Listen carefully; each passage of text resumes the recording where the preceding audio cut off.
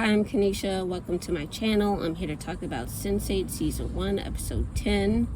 And I love how this episode started. It was really cool to see all the Sense8s together. I guess they didn't really know that they were together, but it was cool to see Wolfgang was contemplating this, big decision that he has to make. And it was just nice to see all the Sense8s with him and exploring that space that he was in.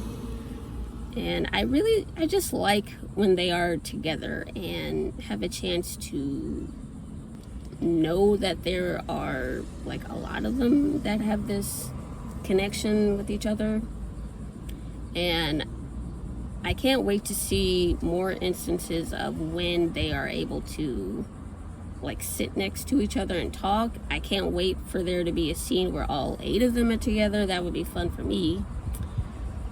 And I just like how this episode started. It was really cool how it was shot, with Wolfgang in the foreground and all of his siblings, I guess, kind of walking around behind him. So I just like everything about this opening scene, and I love seeing the Sense8s together.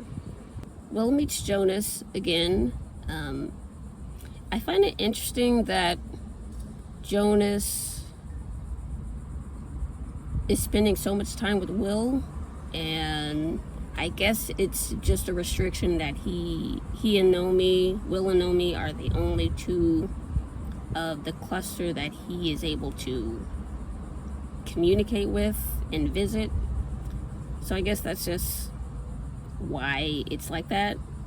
But I find it interesting that he's spending a lot of time with Will, and he hasn't really spoken with Nomi that much, not nearly as much anyway. But I guess that's just a function of he only can visit with the 2 of them. But Will and Jonas having another conversation full of information. So the Sense8s are another species of human. I had been calling them powers, but obviously that's wrong. So I guess I'm gonna try to remember to refer to them as an ability now. So I guess it's just like how birds can fly and kangaroos hop. That's just how they're made. And I guess that's just how the Sense8s are made. Jonas says that, he doesn't really say this, but I feel like it's implied that the Sense8s are going extinct. That makes me wonder what is BPO's intention with finding these Sense8s. I had believed, and I talked about this in previous videos, I thought that the old guy Whispers was trying to collect the Sense8s and force them into doing, I don't know, just committing a bunch of crimes for his own advantage. He wanted to exploit them because I thought he could share their bodies and then do whatever he wanted to do, whether it was steal, murder, whatever. So I thought he wanted to collect them and use them to his own advantage. But Jonas kind of makes it seem like the Sense8s are being hunted. And I guess the Sense8s are a threat to humans, which the way that Jonas explained it makes a lot of sense. It's just, it's confusing because Whispers is a part of it. He is clearly a Sense8, and he has agreed to hunt his own people and I guess kill them. I thought that the Sense8s were being exploited, but maybe they're just getting killed. So what's in it for Whispers? Is he just getting paid to do this? Was he not born a Sense8? Was he turned into one somehow? I don't know. What's the advantage? Maybe he hates having his own powers, or maybe he hates the Sense8 ability and wants to get rid of it. I don't get why Whispers would be down to commit a genocide of his own race of people. So that's very confusing, and I don't know if the show would bother explaining. I find it interesting that he would do that, but I hope the show explains his motivation. It also begs the question, if Sense8s are enemy to regular humans, does that mean humans are running BPO? It's kind of blowing my mind that the humans are looking for Sense8s and trying to eliminate them, and they're also using a Sense8 to find them. Angelica and Jonas clearly were helping BPO find and maybe make Sense8s. But it's kind of crazy that this seems like how BPO is operating, with humans in charge and trying to kill off Sense8s. But that's kind of what I got out of the conversation with Will and Jonas about who they are and who's the enemy. I'm looking forward to getting like some more information, more concrete information, and it's just, that whole thing is kind of wild how it's sort of looking like it's going to play out. But yeah, I'm looking forward to getting more information about what is all this, what's BPO, and what are their real intentions, and who's actually in charge of BPO. Is it humans? Is there any way it could be more Sense8s? But I think it's humans. But yeah, I'm looking forward to seeing more. Another thing I loved about this episode was seeing Lito and Wolfgang help each other out. I really like the advice Wolfgang gave Lito to, like, when you make a mistake, you fix it or you live with it. It was really good advice, and I really love seeing Lito take it to heart, and instead of all of this wallowing he was doing, he was living with a mistake and absolutely miserable and depressed. So it's great to see that he's kind of taken the initiative to stop feeling so bad for himself and try to make the situation better for himself.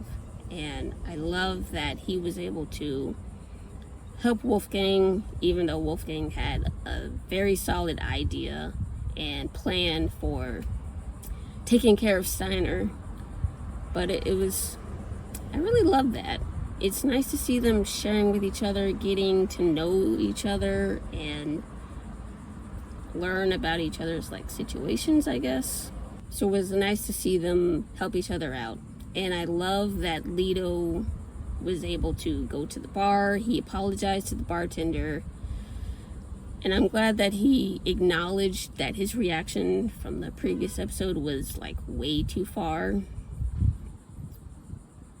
and he didn't have to be a dick about it. So I'm glad that he apologized, and I'm glad that he was able to stand up to Joaquin and, with Wolfgang's help, beat him up and get back Danny. So now LHD are back together again, a trio. When this first happened, I didn't think I would like this much, but I love seeing them together. I love Lito and Hernando's relationship, so I'm glad that they are back together again. I'm worried about these pictures that Joaquin have. Joaquin absolutely seems like the kind of guy to be spiteful and vengeful, and I do expect these pictures to get released by Joaquin. I don't know how he's gonna do it, but I feel like he'll figure out a way, and I don't know what's gonna happen. It would be cool if the pictures didn't get out, but Joaquin is not a nice guy. He's not a forgiving or like let the past go kind of guy. So I don't have high hopes, but I'm glad Lito learned that the pictures aren't as important to him as Hernando is and Danny. So it was all nice to see them back together again. LHD back together, and it feels so good. I gotta talk about Sun. I have said through multiple videos, like at first I doubted that we would see her go to prison. Now she's in prison. I was trying to figure out, she's not gonna stay in prison for the whole show or for the whole season, so how is she gonna escape? I was hoping with help from Cafius, maybe she would be able to break out of prison, fight off the guards, and just escape on her own. It absolutely never occurred to me that her father would have this change of heart and want to speak to the court and like have her be released. So this was a huge 180 from her dad. I felt like when this story was first going on and she confronted her father about how like there was money missing and whatever all that stuff was, it always seemed like her father was more concerned about the company and he did not seem to care about his family. So that sucked, and it really, like, it hurt me to see Sun choose her family and like not herself.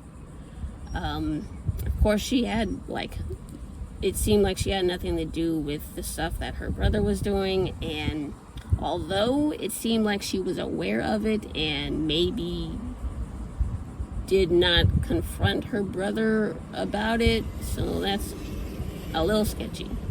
But maybe she tried and he didn't care. But I'm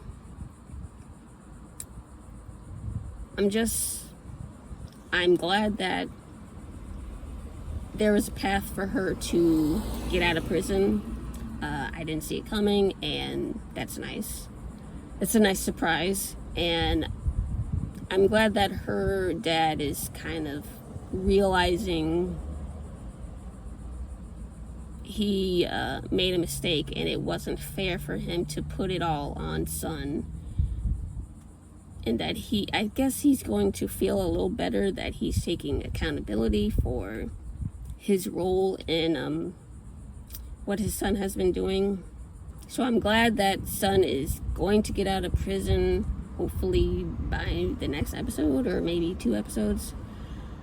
So that'll be good to see. And I do wonder, like, what's gonna happen with her dad and brother.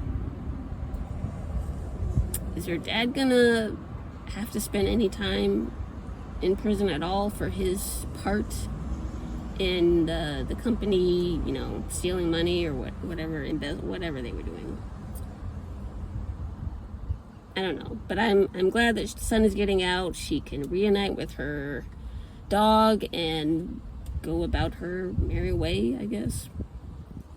So I'm glad to see that story is kind of turning around for her. Another thing I liked in this episode was actually Kala's dad and the conversation that they have, the advice that he gives her. He, went through the scenarios about, should you tell Rajan about his father's last wishes, or should you not tell him and continue to be together, have the wedding, and try and live a happy life. This wedding, I've doubted this wedding like I doubted Sun going to prison, and I guess I was technically wrong about the wedding too. There was a ceremony, it wasn't completed, but does it still count? Is it okay? Is it fair to say Is it fair for the two of them, Colin and Rajan, to say that they had a wedding even though they're not married? I want to be right about the wedding not happening, but I don't think I can say that. So is it gonna happen? I can't believe the show was able to drag this out for so long. It's 10 episodes, right? Wow. But yeah, when are they gonna break up? The wedding, I don't think they're getting married. So this, if they don't get married, this story kind of feels like a lot of nothing to me. Kala doesn't like Rajan. She never liked him from the beginning. I feel like she felt like pressure to say yes to the engagement. Maybe she wants to like him, but just doesn't feel it. And of course there's Wolfgang. So, I don't think it's gonna happen, and I can't believe it's gone this long. I don't hate this story. I just never believed that the wedding and the marriage would happen at all. So it's kind of, as far as stories go, for this season, I just kind of don't really care about the two of them and their relationship, because I never believed in it, and I ship Colin and Wolfgang. I would much rather see them together. So that's kind of, I guess, why I'm feeling this way. I like Colin and Wolfgang way more than I like Colin and Rajan. So they can break up and I wouldn't care. I mean, I feel a little bad for Rajan because he's super into Kala, but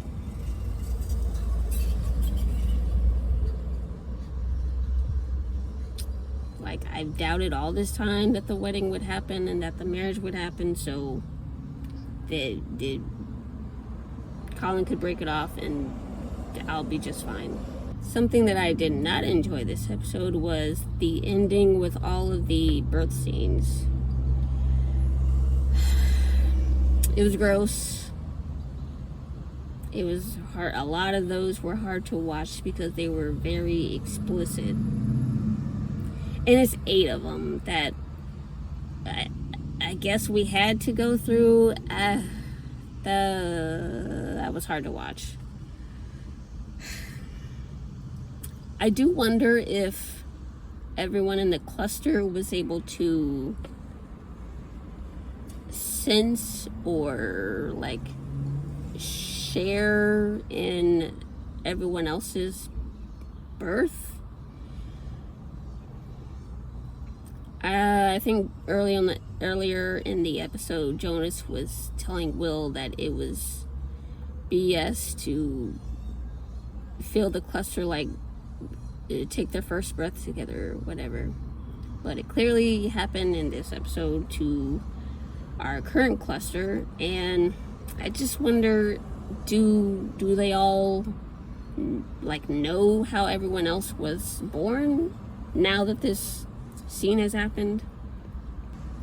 I mean, probably, because Jonas brought it up earlier, so they probably all, I'm gonna assume that they all know how everyone was born. I do like how they handled Nomi's birth. It was much different than everyone else's. It was a C-section. I don't know how frequent C-sections are. I kind of doubt that it's 1 in 8, but I like how it was handled, and it was much different than everyone else's. It was very like sterile and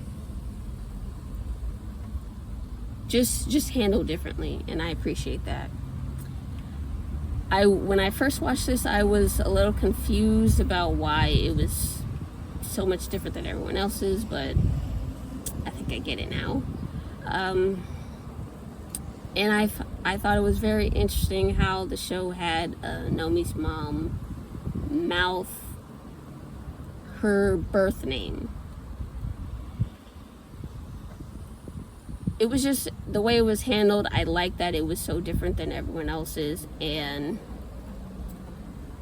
it's kind of interesting that the show, like the way I guess interpret how it happened is the show gave the birth of Michael, but not the birth of Nomi, which I find a little interesting that they didn't decide to.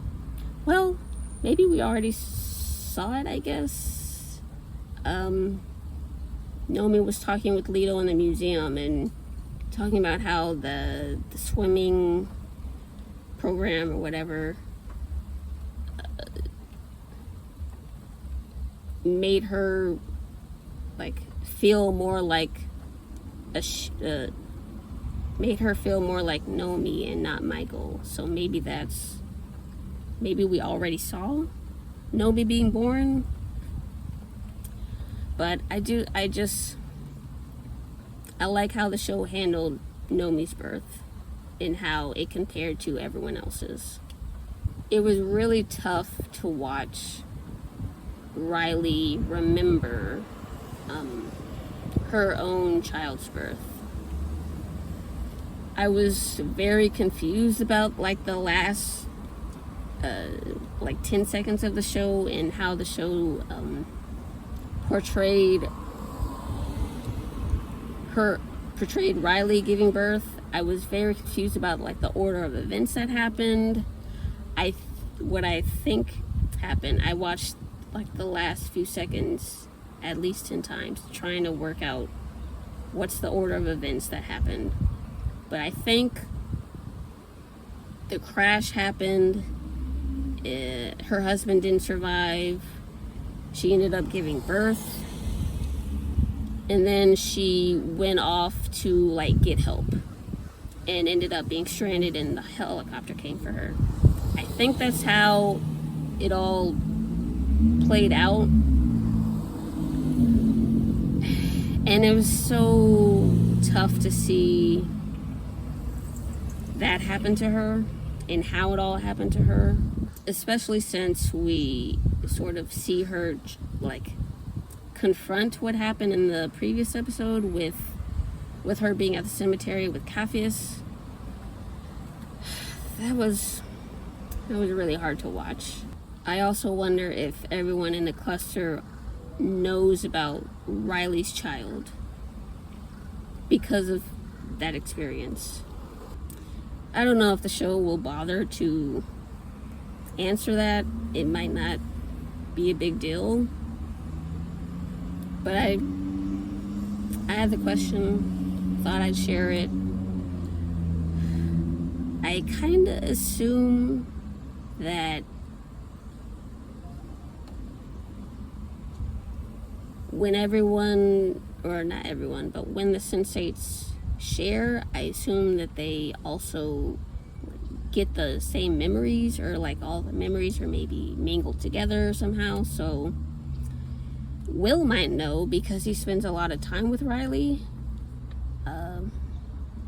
It might not be like conscious, it might be like subconscious that he understands what happened to her. But yeah, I wondered if everyone in the cluster knows about Riley's child and what happened to her. The thing I'm excited about most for next episode, and excited is probably not a good word, but because Riley passed out in the theater, I'm concerned that she might be sent to the hospital, and if she is in the hospital, I think BPO can find her. So I'm looking forward to seeing whether or not BPO is going to find Riley because of the incident in the theater. I wonder if Whispers is gonna make an appearance. I just wonder if BPO is gonna be able to find her because of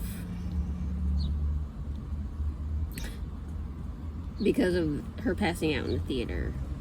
The last thing before I wrap up this video, do you have any like unusual stories about your birth?